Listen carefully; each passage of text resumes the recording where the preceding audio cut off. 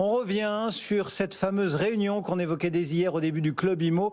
Réunion avec les banques, les représentants de courtiers et Bercy à la Banque de France. Et on se dirige bel et bien vers ce qu'on pressentait, Marie, une révision mensuelle du taux d'usure. Mais oui, le combat est en passe d'être gagné, enfin celui des courtiers.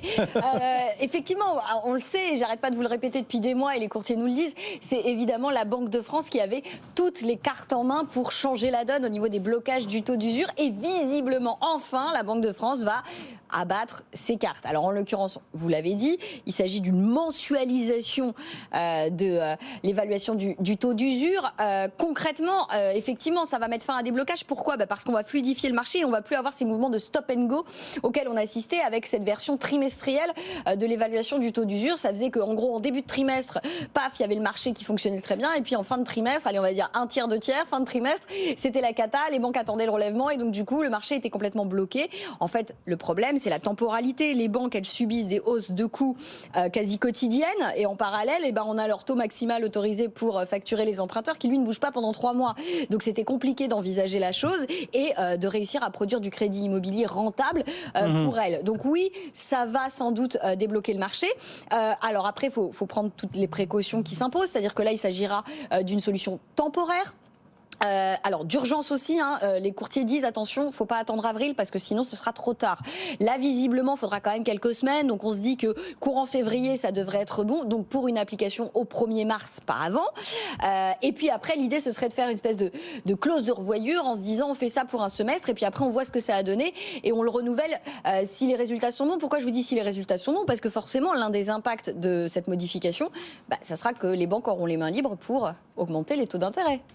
Parce que Marie, là, en quelque sorte, on va laisser les banques augmenter plus librement, on va dire, les taux. Et du coup, est-ce qu'il faut redouter des dérives ? Et justement, les courtiers, alors évidemment, c'est normal, ils vont pas nous dire, mais oui, bien sûr, on a obtenu ce qu'on voulait, et puis là, ça va être la cata. Non, eux nous disent qu'a priori, ça va pas changer la force de la hausse des taux. En revanche, son rythme, oui. C'est-à-dire qu'on ne va pas forcément avoir des taux plus élevés que ce qui aurait été le cas avec la solution d'aujourd'hui. Mais on va y aller plus vite. Mais on va y aller plus vite. Pour faire simple, avant, on faisait une espèce de grand saut sur 3 mois et maintenant on fera des petits sauts tous les mois. Donc du coup ça va accélérer la hausse mais pas la rendre plus forte. En gros on table sur 3,5-4% à horizon printemps alors que sans doute on aurait atteint ce niveau-là plutôt à l'été si on était resté sur le même rythme de publication du taux d'usure. Pourquoi ça risque pas de changer effectivement la force de la hausse de ce taux d'usure ? Parce qu'en fait c'est le rythme qui change mais pas le mode de calcul. Et le mode de calcul il faudra de toute façon en reparler, nous disaient les courtiers hier au téléphone. Pourquoi ? Mais parce que c'est ça aussi qui pose problème. Par exemple typiquement vous regardez en décembre, la Banque de France nous dit qu'en décembre, le taux moyen était de 2,04%. 2,04%. La réalité, c'est pas ça. La réalité des courtiers et des banquiers, c'était qu'on était plutôt à 2,4, 2,5. Pourquoi il y a tel décalage ? Parce que la Banque de France, dans les données qu'ils utilisent, souvent, ils prennent les crédits décaissés et pas accordés à l'instant T. Et donc, forcément, on a ce décalage qui influence directement le taux d'usure qu'on établit. Ça sera un autre sujet. D'ici là, en tout cas, on n'aura plus ces blocages a priori de marché. Et ça, c'est quand même une bonne nouvelle. Oui, on va avoir un crédit qui va coûter plus cher, mais ça, c'était inéluctable.